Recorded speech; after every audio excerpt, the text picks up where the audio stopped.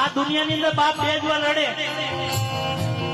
આ દુનિયાની અંદર બાપની આંખમાંથી બે જ વાર આંસુડા આવે. એક દીકરો તર છોડી દે ને કે પપ્પા તમે મારા ભેગા નહીં, તેથી બાપ આ દુનિયાથી હારી જતો હોય મારા બાપ.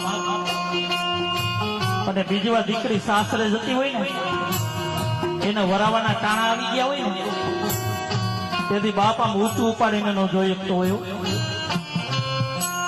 કારણ કે એની દીકરીની વિદાય ન કરતો હોય, પોતાના કાળજા કેળા કટકાની વિદાય કરતો હોય મારા બાપ. દીકરી બબે હાથના થાપા મારે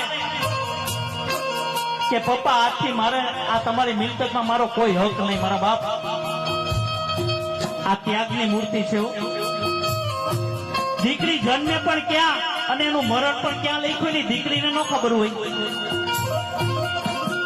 કોણ કહે છે દીકરી સાપનો ભારો છે?